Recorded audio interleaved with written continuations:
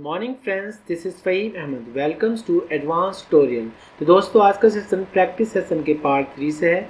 आज के सेशन में मैंने प्रीवियस क्वेश्चंस पेपर से 15 क्वेरी ली हैं जो आपके सभी एग्ज़ाम्स के लिए बहुत ज़्यादा इंपॉर्टेंट हैं।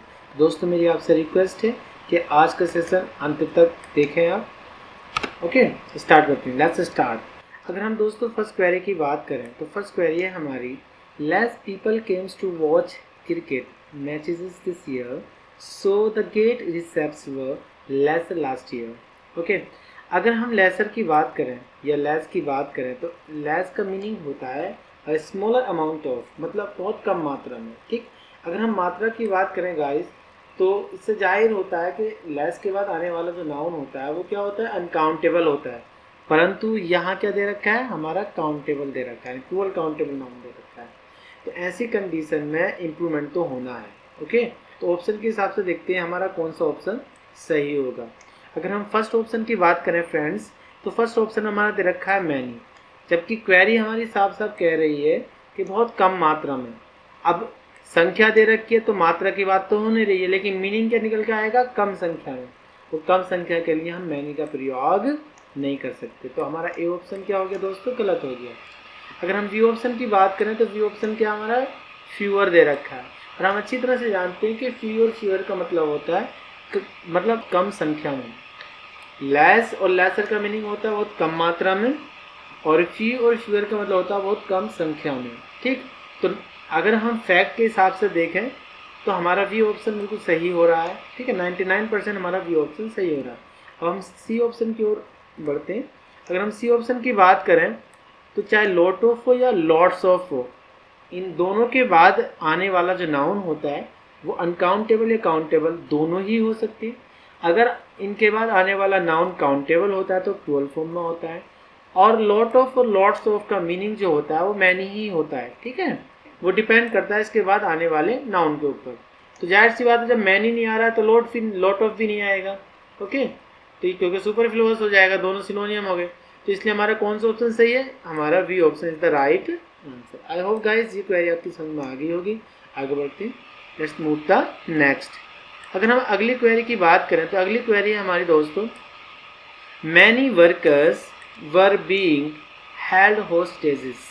ओके, जैसे कि क्वेरी साफ साफ बता रही है कि क्वेरी पैसिव फॉर्म में दे रखी है, और पैसिव में कौन सी फॉर्म में दे रखी है, पास्ट कॉन्टिन्यूअस का पैसिव दे रखा है। ओके, कि जब कभी भी इज एम आर या वाज वर्ब के बाद बीइंग आता है और उसके बाद वर्ब की तीसरी फॉर्म आती तो वो कंडीशन हमारी कॉन्टिन्यूअस के पैसिव की होती है। अगर वाज वर्ब के बाद बीइंग आता है तो वो मतलब पास्ट कॉन्टिन्यूअस के पैसिव की होती है, और इज एम आर के बाद बीइंग आके फिर वर्ब की थर्ड फॉर्म आती है तो वो हमारी प्रेजेंट कॉन्टिन्यूअस की पैसिव की बात होती है। ओके, तो यहाँ तक की जो बात है ये पूरी सही हो रही है, अभी तक यहाँ कोई एरर नहीं है। अगर हम हेल के बाद की बात करें तो जिस तरह से कोल के बाद एस नहीं आता, अगर मैं बोलूँ कि मुझे टीचर कहा जाता है तो मैं कैसे बोलूँगा, I am called a teacher. अब ऐसे नहीं बोलूँगा कि I am called as a teacher, तो ये गलत हो जाएगा, एज नहीं आएगा। तो उसी प्रकार से हेल के बाद भी हमारा एज या लाइक का प्रयोग नहीं होता। तो हम ऑप्शन के हिसाब से देखेंगे। अगर हम पहले ऑप्शन की बात करें, हेल्ड टू बी होस्टेजेस, तो यहाँ टू बी का बिल्कुल रिक्वायरमेंट हुआ नहीं है दोस्तों, क्योंकि हेल्ड तुरंत अपने ऑब्जेक्ट को वैसे का वैसे ही ले लेगी। ओके, तो यहाँ बी लगाने की कोई आवश्यकता नहीं। तो ए ऑप्शन हमारा गलत हो गया। अगर हम बी ऑप्शन की बात करें तो जैसे मैंने अभी बताया कि हेल्ड के बाद एज का प्रयोग नहीं होता, तो बी ऑप्शन भी हमारा क्या हो गया, गलत हो गया। सी ऑप्शन की बात करें गाइस तो सी ऑप्शन में हमारा लाइक दे रखा है, और हम अच्छी तरह से जानते हैं हेल्ड के बाद लाइक का प्रयोग भी नहीं होगा। ओके, क्यों, क्योंकि एज और लाइक लगभग दोनों के मीनिंग सेम होते हैं, परंतु उनकी पार्ट्स ऑफ स्पीच की बात करें तो एज कंजक्शन की तरह भी प्रयोग किया जा सकता है और एडजेक्टिव की, जबकि जो लाइक होता है वो प्रीपोजिशन की तरह भी प्रयोग किया जा सकता है और वर्ब की तरह भी। इसका मतलब ये हुआ हमारा सी ऑप्शन भी गलत हुआ। तो दोस्तों हमारा आंसर क्या होगा, डी ऑप्शन, यानी नो इम्प्रूवमेंट, यानी the sentence has no improvement. Okay, यानी the sentence is absolutely correct. आगे बढ़ते हैं, लेट्स मूव द नेक्स्ट। अगर हम अगली क्वेरी की बात करें दोस्तों तो अगली क्वेरी है, he told me that he was married for years. साफ साफ दिख रहा है ये जो 4 ईयर्स है ये इंडिकेट कर रहा है बिफोर 4 ईयर्स। ठीक, लेकिन बात किसकी चल रही है, बात चल रही है नरेशन की। तो हम अच्छी तरह से जानते हैं कि नरेशन में बिफोर को एगो में बदलते हैं। ओके, तो हम ऑप्शन के हिसाब से सेट करते हैं। तो अगर हम पहले ऑप्शन की बात करें तो ओवर 4 ईयर्स, तो पहले की बात चल रही है तो जाहिर सी बात है ओवर 4 ईयर्स तो होगा नहीं। ओके, अगर हम बी ऑप्शन की बात करें तो फॉर 4 ईयर्स एगो, और हम अच्छी तरह से जानते हैं कि नरेशन में बिफोर को एगो में बदलते हैं। तो 99% हमारा बी ऑप्शन अभी सही हो रहा है। सी ऑप्शन की ओर आगे बढ़ते हैं। अबाउट 4 ईयर्स, तो जाहिर सी बात है अबाउट 4 ईयर्स का मतलब हुआ लगभग 4 साल। तो यहाँ मीनिंग पूरा सेट नहीं हो रहा है, तो इसलिए हमारा कौन सा ऑप्शन सही है? B option is the right answer. दोस्तों आगे बढ़ते हैं, let's move the next query. अगर हम अगली क्वेरी की ओर आगे बढ़े तो दोस्तों अगली क्वेरी है हमारी, last year when I went to my place, none of my relatives but my grandmother were able to recognize me. Okay, तो जैसे कि इसमें साफ साफ दे रखा है कि नन वट यूज हुआ है, और नन वट क्या होता है? हमारा कोऑर्डिनेटिव कंजक्शन होता है, जिससे दो पार्शियलिटीज भी जोड़ी जा सकती हैं और दो क्लोजेस भी जोड़े जा सकती हैं। तो यहाँ क्या जोड़े गए? दो सब्जेक्ट जोड़े गए। ओके, और हम अच्छी तरह से जानते हैं कि either or, neither, nor, not only, but also, या फिर नन वट से दो सब्जेक्ट जोड़े जाते हैं। तो ये हाईलाइटेड जो होता है हमेशा बाद वाले सब्जेक्ट का होता है, यानी वट के बाद वाला जो सब्जेक्ट होता है वो ही वाक्य का मेन सब्जेक्ट होता है। ओके, यानी जो हमारा पेयर कंजक्शन होता है इनमें, जैसे either or, neither nor, not only, but also या नन वट, तो ऐसी कंडीशन में और, नॉर, वट ऑल्सो या फिर वट के बाद जो भी सब्जेक्ट आता है उसी के हिसाब से वर्ब और प्रोनाउन का प्रयोग किया जाता है। तो हम जाहिर सी बात हमें दिख रहा है कि सब्जेक्ट हमारा क्या है? ग्रांड सिंगुलर फॉर्म में, तो वर्ब क्या आनी चाहिए हमारी? सिंगुलर फॉर्म में। तो इंप्रूवमेंट तो होना है, यानी यहाँ वर्ब नहीं आएगा। तो ऑप्शन के हिसाब से देखते हैं हमारा कौन सा ऑप्शन सही होगा। अगर हम ए ऑप्शन की बात करें तो वाज रखा हुआ है अभी तक, मतलब सही है, मदर के साथ वाज आएगा, वो बात सही है। लेकिन आगे क्या रखा हुआ दोस्तों? नो रखा हुआ। और हम अच्छी तरह से जानते हैं कि बात कैसे चल रही है। वो कहना चाह रहा है कि पिछले साल जब मैं अपने गांव गया था तो मेरे रिश्तेदारों में से कोई नहीं, परंतु मेरी दादी ने मुझे पहचान लिया था, या मेरी दादी योग्य थी मुझे पहचानने में। ठीक है, ऐसे भी कह सकते हैं, मुझे पहचानने के लिए।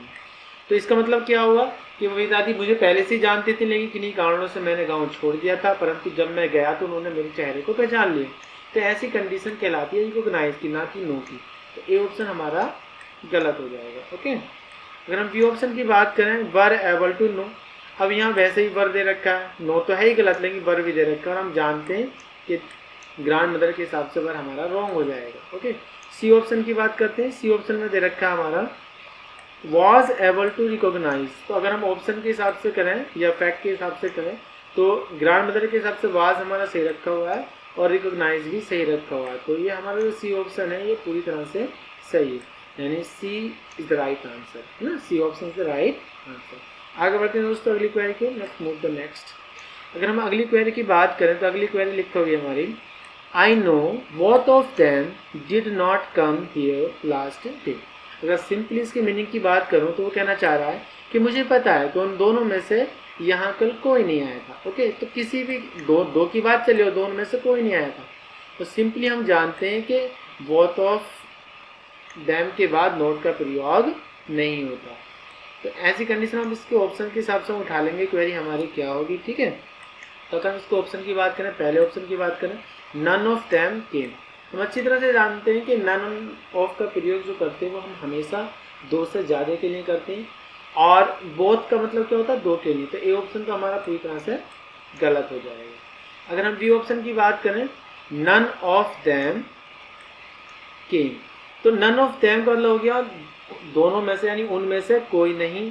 अब केम क्यों आ रहा है? क्योंकि सिंपल पास की बात चल रही है। ठीक है, अगर हम उस क्वेरी की बात करें, मैं क्वेरी दोबारा खोल रहा हूँ क्वेरी। ठीक है, अगर मैं उस क्वेरी की बात करूं तो क्वेरी में साफ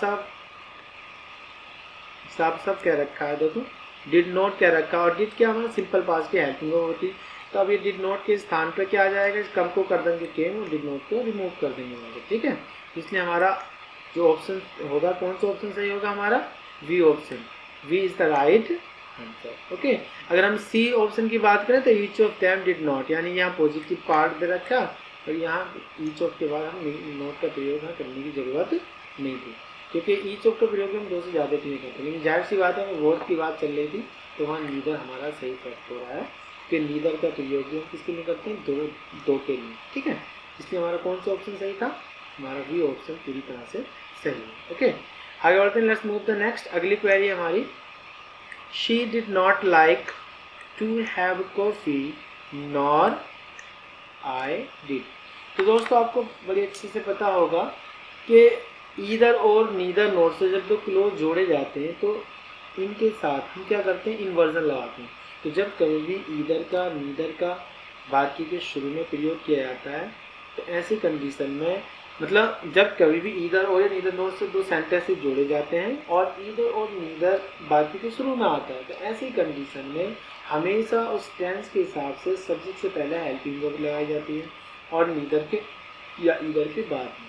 अगर मान लो कि नीदर का फैक्ट नॉट से दिखाया गया हो और ईदर को पॉजिटिव में रखा गया हो, तो ऐसी कंडीशन में और नॉट के बाद इन्वर्जन लगता है। जैसे यहाँ देखो, नीदर की जगह यहाँ इन्होंने नॉट यूज़ कर रखा है, ठीक है।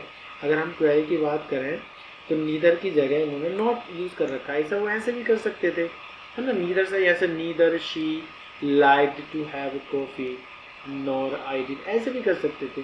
तो उसमें हमारी क्वेरी में इन्वर्जन पहले रखता, परंतु यहाँ इन्होंने नीदर का फैक्ट यहाँ शो कर रखा है, तो जाहिर सी बात है अब जो इन्वर्जन लगेगा वो कहाँ लगेगा, यहाँ लगेगा, यानी नॉर के तुरंत बाद हेल्पिंग वर्ब का प्रयोग होगा। ओके, पर हमें साफ साफ दिख रहा है कि सिंपल पास्ट है, और सिंपल पास्ट है तो हेल्पिंग वर्ब क्या होगी हमारी, डिड। तो नॉर के बाद क्या आना चाहिए, डिड, और आई से पहले। तो अब ऑप्शन के हिसाब से देखते हैं हम। पहले ऑप्शन की अगर बात करें तो पहले ऑप्शन में लिखा हुआ गाइस कि नीदर आई लाइक्ड इट, ठीक। तो ये हमारा गलत हो जाएगा क्योंकि इन्वर्जन की बात चली, इन्वर्जन में हेल्पिंग वर्ब हमारी पहला आएगी। ओके, बी ऑप्शन हमारा गलत हो जाएगा। अगर हम बी ऑप्शन की बात करें तो नॉर डिड आई, अगर यहाँ हम डू भी लिख देंगे तब भी हमारा सेंटेंस सही हो जाएगा, ठीक है, और नहीं लिखेंगे तब भी सही। तो नॉट डिड आई हमारा सही हो गया क्योंकि इन्वर्जन लगना था इसमें, ठीक है। अगर सी ऑप्शन की बात करें तो सी ऑप्शन में इन्वर्जन लगेगा नहीं और वैसे ही प्रेजेंट में शो कर रखा है, तो ये ऑप्शन हमारा गलत है, यानी B option is the right answer. I hope guys ये क्वेरी भी आपको समझ में आ गई होगी। आगे बढ़ते हैं दोस्तों, लेट्स मूव द नेक्स्ट। अगली क्वेरी है दोस्तों, the Taj Mahal is a worth seeing monument in Agra. तो दोस्तों हमारा इम्प्रूव कौन से करना है, हमें अंडरलाइन पार्ट को इम्प्रूव करना है। तो आपको पता नहीं पता है या नहीं पता है, लेकिन मैं फिर भी आपको बता देता हूँ कि वर्थ के बाद हम जनरली नाउन का प्रयोग नहीं करते। क्यों नहीं करते दोस्तों, क्योंकि वर्थ जो होता है ये अपने साथ जीरन को लेता है, और हम अच्छी तरह से जानते हैं कि जीरन जो होता है वो क्या होता है, नाउन होता है। अब फिर एक वर्थ भी नाउन ही होता है, वर्थ के बाद मैंने जीरन ले लिया, वो भी नाउन ही है, ठीक है। फिर एक और नाउन, तो ये सारी नाउन नाउन हो जाएंगे, तो ये सुपरफ्लुअस हो जाएगा, ये पार्ट हमारा गलत हो जाएगा। तो ऐसी कंडीशन हम नाउन को कहाँ रखते हैं, पहले रखते हैं। जैसे यहाँ अगर मैं करूँ कि ताजमहल इज, तो देखो ये आर्टिकल दे रखा है, तो यहाँ रिक्वायरमेंट हो गया नाउन का, यानी इस आर्टिकल के तुरंत बाद ये मोन्यूमेंट आना चाहिए। ओके, और वर्थ के बाद क्या आना चाहिए था, सी। तो ऑप्शन के हिसाब से देखते हैं हमारा कौन सा ऑप्शन सही दे रखा है। ओके, फर्स्ट पार्ट की अगर मैं बात करूँ तो फर्स्ट पार्ट है अ मोन्यूमेंट, यहाँ तक का पार्ट सही है, परंतु यहाँ क्या दे दिया उसने, इन्फिनिटिव दे दिया, तो ये पार्ट हमारा गलत हो गया। ओके, बी ऑप्शन की अगर मैं बात करूँ तो बी ऑप्शन में क्या दे रखा, अ मोन्यूमेंट, ये पार्ट सही दे रखा, बर्थ सी बिल्कुल सही दे रखा है क्योंकि बर्थ के बाद क्या दे रखा, जीरन दे रखा है। ओके, तो 99% हमारा बी ऑप्शन सही है। हम सी ऑप्शन की ओर आगे बढ़ते हैं, one of worth seeing monuments. देखो ये सही क्यों नहीं होगा, क्योंकि हम जानते हैं कि आगरा में एक ही मोन्यूमेंट है, ताजमहल, ठीक है। अब यहाँ बात क्या चल रही है कि जो देखने योग्य मोन्यूमेंट्स है उनमें से एक ताजमहल है आगरा में, तो आगरा में तो एक ही मोन्यूमेंट्स है, इतने तो है नहीं, तो ये हमारा सी ऑप्शन भी हमारा गलत होगा। तो कौन सा आंसर सही होगा हमारा, वी ऑप्शन, यानी B is the right answer. दोस्तों आगे बढ़ते हैं, लेट्स मूव द नेक्स्ट। अगली क्वेरी है, I had not only helped her by giving hints but also with providing him links. Okay, तो अगर हम इसके फैक्ट की बात करें तो मैंने आपको पहले बताया कि चाहे ईदर हो, नीदर नॉर हो, या नॉट ओनली बट ऑल्सो हो, या फिर नन बट हो, ये सेम पार्ट्स ऑफ स्पीच को जोड़ती है, ठीक है। तो अगर इन सब पार्ट्स की जोड़ी जाती है तो सेम पार्ट्स ऑफ स्पीच को जोड़ती है। ऐसी कंडीशन में जो पार्ट्स ऑफ स्पीच हमारी और, नॉर, बट ऑल्सो या फिर बट के बाद रखी जाती है, वही पार्ट्स ऑफ स्पीच हमारे ईदर, नीदर, ईदर मतलब आइदर, जो आइदर पढ़ते हो आप, ठीक है, नीदर का मतलब नाइदर, और वही पार्ट्स ऑफ स्पीच हमारी आइदर, नाइदर, नॉट ओनली या फिर नन के बाद आती है। तो जाहिर सी बात है अब यहाँ हमें देखेंगे कि बट ऑल्सो के बाद क्या रखा हुआ है दोस्तों, देखो फिर पोजिशन रखा हुआ है, यानी पूरा फ्रेज रखा हुआ है, ठीक। तो जाहिर सी बात है नॉट ओनली के बाद भी क्या आना चाहिए था, फिर पोजिशन आना चाहिए था, लेकिन यहाँ क्या दे रखा है, वर्ब दे रखी है। इसका मतलब ये है कि इम्प्रूवमेंट तो होना है। तो ऑप्शन के हिसाब से देखेंगे हमारा कौन सा ऑप्शन सही है। अगर हम पहले ऑप्शन की बात करें दोस्तों, तो पहला ऑप्शन क्या, नॉट ओनली के बाद क्या दे रखा है, देखो टू लगा के, और हम अच्छी तरह से जानते हैं कि यहाँ हेल्प के, अगर हेल्प की हम बात करते हैं तो यहाँ टू का रिक्वायरमेंट नहीं है, कि हेल्प अपने ऑब्जेक्ट के साथ किसी प्रीपोजिशन का रिक्वायरमेंट नहीं करती है, ठीक है। तो ये हमारा, अगर हम बी ऑप्शन की बात करें दोस्तों, तो बी ऑप्शन में दे रखा है helped her not only by. तो देखो अगर ऑप्शन की बात करूँ मैं, तो ये वाला ऑप्शन हमारा सही बैठे अभी, क्यों, क्योंकि क्वेरी में क्या दे रखा है, देखो बट ऑल्सो के बाद प्रीपोजिशन दे रखा है, ओके। उसी प्रकार से मेरे दोस्तों यहाँ भी क्या होने वाला है, नॉट ओनली के बाद देखो बाय दे रखा है, प्रीपोजिशन दे रखा है, ठीक। इसलिए हमारा बी ऑप्शन जो है 99% सही हो रहा है। सी ऑप्शन हमारा क्यों गलत हो रहा है वो हम देखेंगे। नॉट ओनली के बाद क्या दे रखा है, वर्ब दे रखा है, जबकि बट ऑल्सो के बाद क्या दे रखा था, प्रीपोजिशन दे रखा था, पूरा फ्रेज दे रखा था, ओके। तो इसलिए हमारा B option is the right answer. I hope guys ये क्वेरी भी आपको समझ में आ गई होगी। आगे बढ़ते हैं, लेट्स मूव द नेक्स्ट। अगली क्वेरी है दोस्तों, we has finished our lunch half an hour ago. तो जाहिर सी बात है कि वी के बाद हैव आता है, हैज़ तो आता नहीं, तो इम्प्रूवमेंट तो होना है, ओके। और वैसे भी क्या दे रखा है, देखो हाफ एन आवर मतलब आधे घंटा पहले, पहले की बात चली तो सिंपल पास्ट की बात चल रही, तो रिक्वायरमेंट किसका हुआ है, सिंपल पास्ट का। तो जाहिर सी बात है इम्प्रूव तो होना है। ऑप्शन के हिसाब से देखेंगे सिंपल पास्ट कौन से में रखा हुआ है, तो सिंपल पास्ट ए ऑप्शन में ही रखा हुआ हमारा, क्योंकि सिंपल पास्ट का मतलब होता है वर्ब की सेकेंड फॉर्म, ओके। हमारा कौन सा ऑप्शन सही है, ए ऑप्शन सही है। बी ऑप्शन क्यों गलत है, क्योंकि पास्ट की का रिक्वायरमेंट हुआ और फ्यूचर में दे रखा है, इसमें गलत है। सी ऑप्शन क्यों गलत है, क्योंकि एगो सिंपल पास्ट को इंडिकेट करता है और यहाँ पास्ट परफेक्ट दे रखा है, इसलिए हमारा गलत, ठीक। आई होप गाइस ये क्वेरी आपको समझ में आ गई होगी। आगे बढ़ते हैं, लेट्स मूव द नेक्स्ट। अगली क्वेरी की ओर आगे बढ़ते हैं दोस्तों। अगली क्वेरी है हमारी, a small makeshift stage was constructed with a red curtain for backdrop। तो अगर इसके फैक्ट की बात करें तो हम अच्छी तरह से जानते हैं गाइस कि was, is am are, was were के तुरंत बाद कभी भी ना तो V1 आता है, कभी भी ना तो V2 आता है और ना ही V5 आता है, परंतु यहाँ was के बाद क्या रखा है, V1। तो जाहिर सी बात है इम्प्रूवमेंट तो होना है। अब हमें ये जानना है कि is am are was verb के बाद अगर कोई वर्ब आएगा तो वो किस फॉर्म में होगा, ठीक है। अगर गाइस हम पैसिव की बात करें, पहले एक्टिव की बात करते हैं। अगर हम एक्टिव की बात करें तो is am are was verb के बाद आने वाला जो वर्ब होगा एक्टिव फॉर्म में, वो किन किन रूप में हो सकता है। तो अगर एक्टिव फॉर्म में होगा गाइस तो सेंटेंस का हमेशा इज एम आर के बाद या तो आएगा हमारा टू लग के वर्ब, ठीक है, is am are was verb के बाद टू बी1, या फिर क्या आता है हमारा हमेशा वी मतलब V4 आता है एक्टिव की बात करें तो, ओके। अगर मैं पैसिव की बात करूं तो ऐसी कंडीशन में इज एम आर और वाज वर्ब के बाद V3 आता है पैसिव फॉर्म में, ठीक है, डायरेक्ट V3 आएगा तो पैसिव फॉर्म में आएगा, या फिर इज एम आर और वाज वर्ब के बाद बीइंग लगाकर उसमें V3 आए तो भी वो भी पैसिव फॉर्म कहलाती है, ओके। तो जाहिर सी बात है ये पैसिव फॉर्म दे रखी है हमारी। अगर हम पैसिव फॉर्म की बात करें दोस्तों तो ऐसी कंडीशन में क्या करेंगे, तो अगर हम इसकी बात करें कि आर कॉन्स्ट्रक्टिव, तो ये तो हमारा गलत हो गया क्योंकि सब्जेक्ट हमारा सिंगुलर फॉर्म में है, ठीक है। तो ऐसी कंडीशन में आर कॉन्स्ट्रक्टिव तो हमारा होगा नहीं, ये ऑप्शन हमारा गलत हो गया। अगर हम बी ऑप्शन की बात करें तो बी ऑप्शन हमारा बिल्कुल सही रखा हुआ। क्यों सही रखा हुआ, क्योंकि पैसिव फॉर्म में दे रखा, कॉन्स्ट्रक्टिव की थर्ड फॉर्म क्या होती है, कॉन्स्ट्रक्टिव, ठीक है, कॉन्स्ट्रक्टिव थर्ड फॉर्म कॉन्स्ट्रक्टिव होती है। सी ऑप्शन क्यों गलत है, क्योंकि सब्जेक्ट सिंगुलर फॉर्म में और वर्ब क्या रखी है, प्लूरल फॉर्म में, इसलिए हमारा सी ऑप्शन गलत है, ओके। तो आई होप ये क्वेरी आपको समझ में आ गई होगी। तो कौन सा ऑप्शन सही है हमारा इसमें, B option, B is the right answer, okay. Let's move the next. अगली क्वेरी की ओर आगे बढ़ते हैं। अगली क्वेरी है दोस्तों, take out your binoculars and will see the Andromeda galaxy. Andromeda galaxy की बात चल रही देखने की, तो वो कहना चाह रही यार कि अपने बाइनोकुलर्स को लो यानी बाहर निकालो और एंड्रोमेडा गैलेक्सी को देखो। ठीक है, तो इसके फैक्ट की अगर हम बात करें, मीनिंग की ज़रूरत ही नहीं है, हमें हिंदी मीनिंग देखना भी नहीं है, इसलिए मैं क्वेरी की हिंदी मीनिंग नहीं बता रहा हूँ। ठीक है, तो हम अच्छी तरह से जानते हैं वो सारे सेंटेंसेस जो मेन वर्ब से स्टार्ट हों।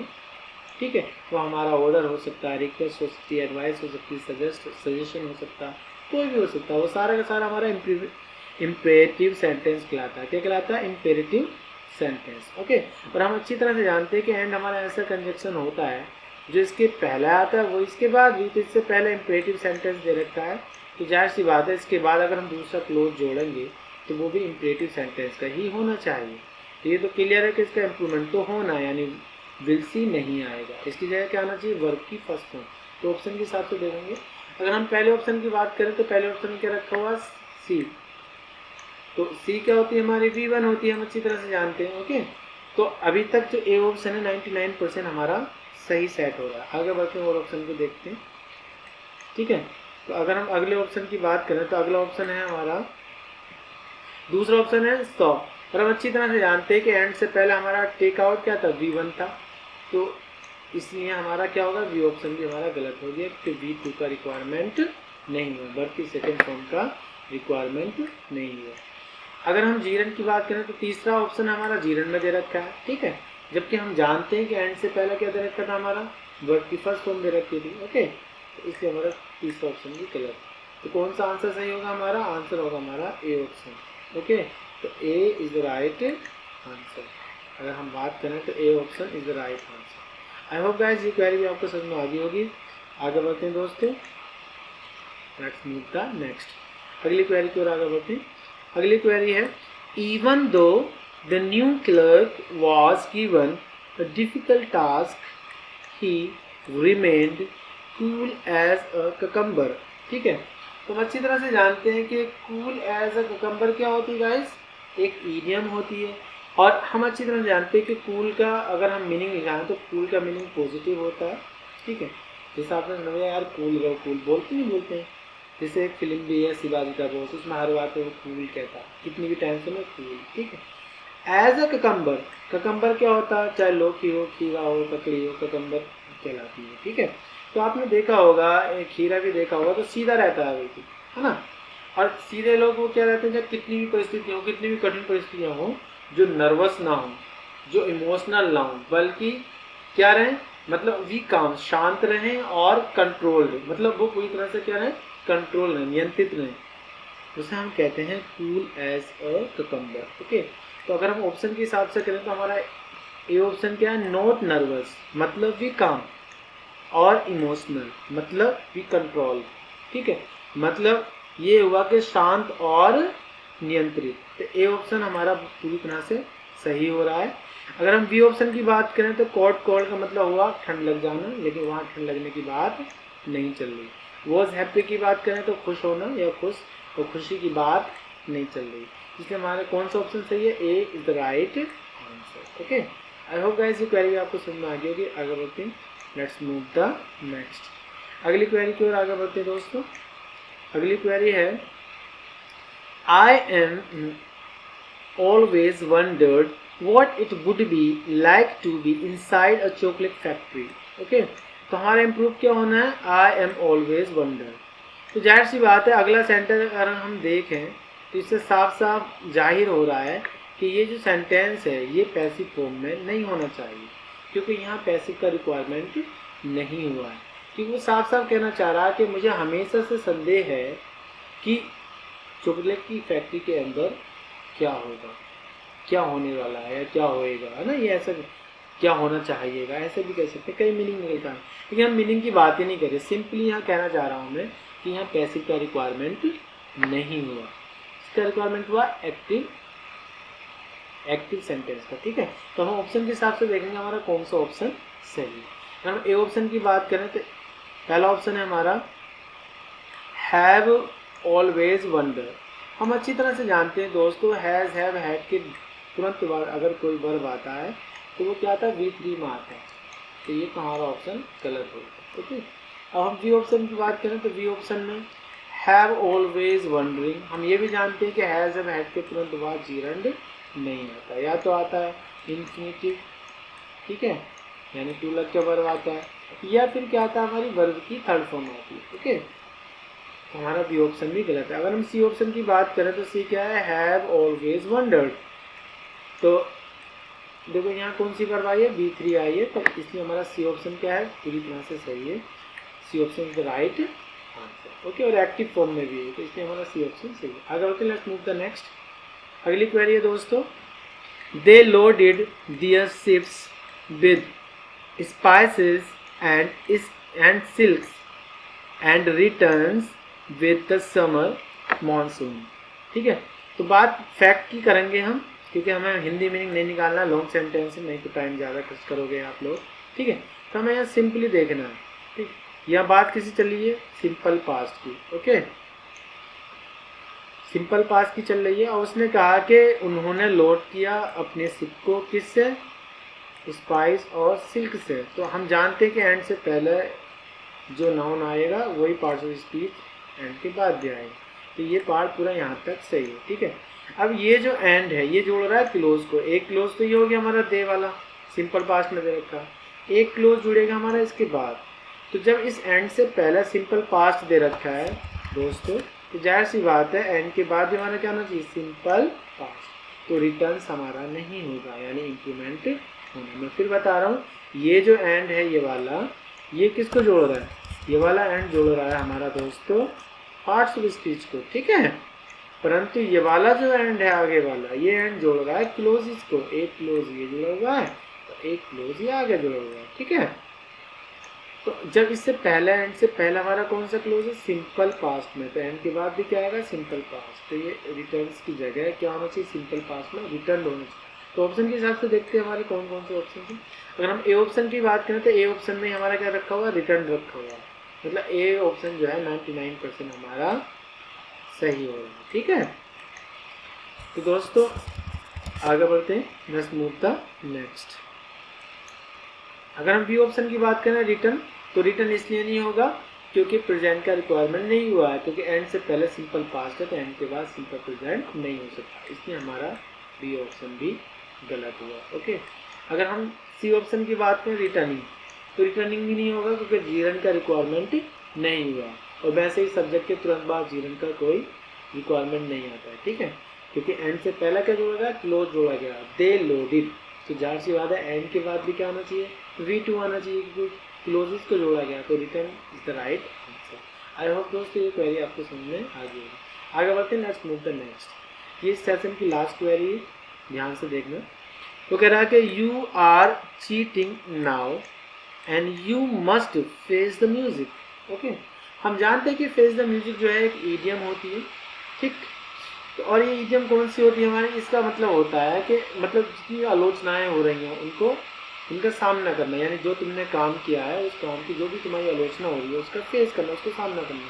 ठीक, तो ये कह रहा है कि अब तुम धोखा दे रहे हो खुद को, जो तुमने किया है ना तुम उसे इग्नोर मत करो, तुम्हें उसका सामना अवश्य करना चाहिए, ये कहना चाह रहा है। ठीक है, तो अगर हम इसके फैक्ट की बात करें तो ऑप्शन के हिसाब से देखेंगे। पहला ऑप्शन है फेस द अनप्लीजेंट कॉन्सिक्वेंसेस। ठीक, फेस माने क्या होता है, सामना करना, अनप्लीजेंट का मतलब हो गया मतलब अनचाहा। ठीक, और कॉन्सिक्वेंस का मतलब क्या होता है, सीक्वेंस कॉन्सिक्वेंस, इसका मतलब होता है रिजल्ट, परिणाम। तो मतलब अनचाहे परिणाम का सामना करना, मतलब कह सकते हैं हम जो तुमने काम किया है तो उसकी अगर आलोचनाएं हो रही हैं तो उसका सामना तो तुम्हें करना पड़ेगा। ठीक है, मान लो कि तुम किसी शादी में गए हो, ठीक, और उस शादी में कोई बेसुरा गीत भी चल रहा है, ठीक, तो उस गीत को तुम्हें सुनना पड़ेगा। अब तुम ये नहीं कि वहाँ अपनी चलाओ कि हाँ भाई गीत वो सॉन्ग हटाओ ये करो, क्योंकि वो तुम्हें सुनना पड़ेगा। ठीक है, तो वही कहना चाह रहे हैं, जब तुमने गलतियाँ की हैं तो आलोचनाओं का तो सामना करना ही पड़ेगा। तो कौन सा हमारा फेस द म्यूजिक का मतलब होता है हमारा फेस द अनप्लीजेंट कॉन्सिक्वेंस, तो A option is the right answer. अच्छा, बी ऑप्शन की बात करें अगर बी ऑप्शन की, तो वो कह रहा है stand up to unpleasant consequence. तो यहाँ इसकी बात नहीं चल रही है, ठीक।